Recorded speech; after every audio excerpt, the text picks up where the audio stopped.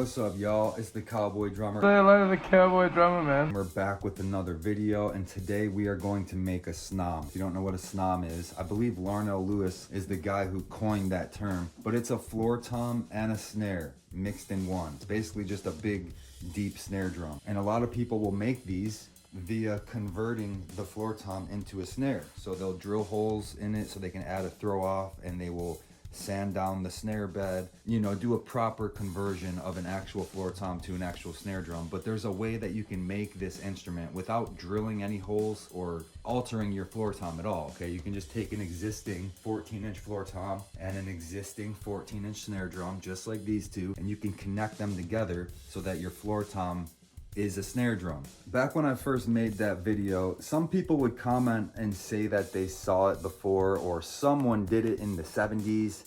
I'm not really sure. I Googled it. I couldn't find a picture or a video of anybody connecting drums this way. Until I see proof that someone did this 40 or 50 years ago, I'm claiming stake, okay? This is my whole, I developed this method, but regardless, it doesn't matter. I'm gonna show you guys so that other people can make this SNOM and have fun with it, because that's what it's about. I'm gonna show you exactly how to do it, okay? It doesn't require any drilling or any cutting. You don't have to damage your drums at all. It's pretty easy. First, I wanna show you guys how I even discovered this, because I mess around a lot. If you follow me on social media, you'll know that. And one day I had a snare drum just like this, and I held another drum over top of it, and I discovered that anytime you hold a drum over a snare drum, that automatically becomes a snare drum too. Let me show you what I mean.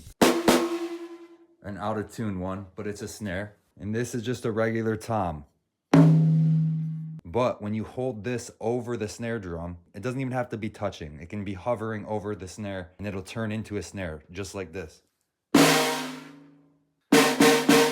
So this isn't exactly the best example, since, I mean, they're all out of tune and stuff, but you get the idea.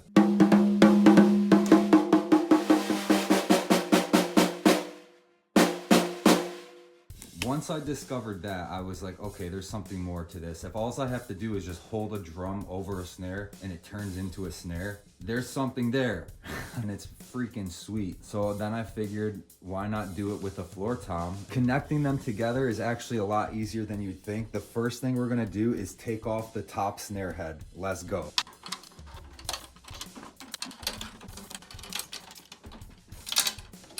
Of course, wouldn't be a video if I didn't drop my freaking drum key.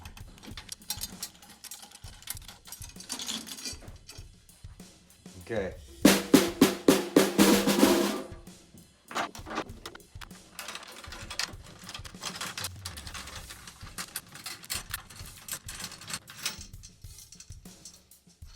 This is the interesting part, because you're probably thinking, how are we gonna connect these two together and get this floor tom on this snare drum like that?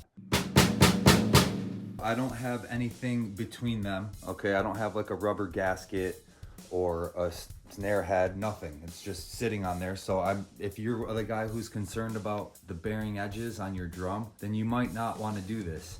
Me, I'm not too concerned about the bearing edge on my drum, because I know it's going to be 100% fine. You're not damaging the bearing edge. But if you think you might damage your bearing edge, then this isn't for you. Around here, we know that that's nonsense. The bearing edge isn't made out of styrofoam, and we know that just setting it up against another drum isn't going to hurt it. So let's send it. Even though our floor tom is an 8 lug and our snare is a 10 lug, it'll still work. I can use an 8 lug snare, which I have right there, which I've connected this before, but you don't have to, because you only need 2 lugs to line up, and every rim is gonna have 2 lugs that are directly across from each other. So that's all you need. Even on this one, you'll still have these 2. So keep that in mind. It doesn't matter. You can use a 10 lug snare and an 8 lug or a 6 lug floor tom. It won't matter. In this case, I'm gonna use this rim, the 10 lug snare rim, and this is going to be what we use to connect the drums together. So take off all these tension rods, okay, just an empty rim,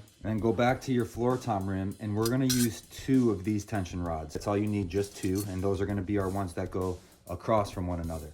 So we got our 2 floor tom tension rods. Set this rim aside. The snare tension rods, you'll need at least 2 of them. You can use more, and I'll show you that in a second, but we need at least 2. So you got 2 snare tension rods and 2 floor tom tension rods with your snare drum hoop. So what we're gonna do is take this snare rim Put it right on the snare drum. Line up the holes like so. Take your 2 snare drum tension rods and screw them in just like you're gonna put on a drum head, okay? But there's no drum head. We're gonna put them directly across from each other. I just screw it in a little bit. Doesn't have to be crazy, just get it a little snug. Okay, just like this. 2 tension rods screwed in just a little bit. That's good.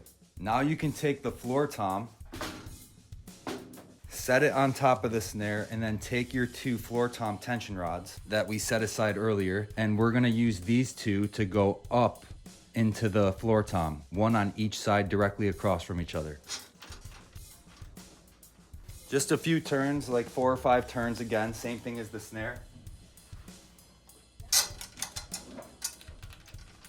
And that's it.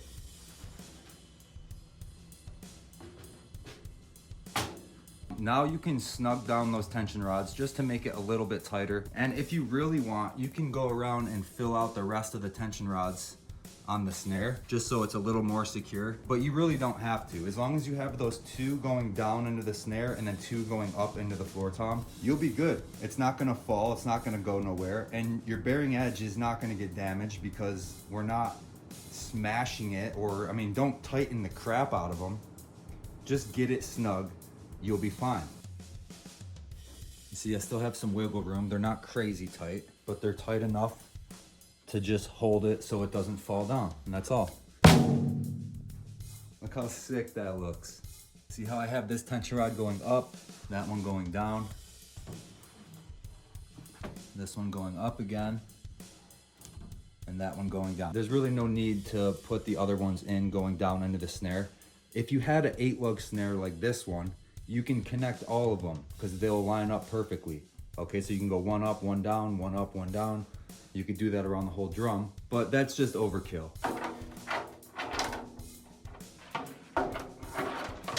Also a tip, guys, make sure, okay, so this one I got away with it just fine, but make sure when you connect it, the throw off isn't in the way of one of those tom brackets.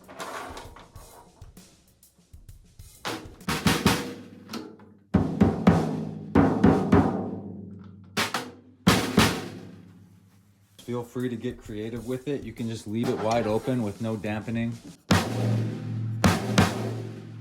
I like to throw a big fat snare drum on top to round it off, you know what I mean? If you want to tune it up into a snare drum range like that, you can. You'll just have a big, deep, fat, high-pitched snare drum.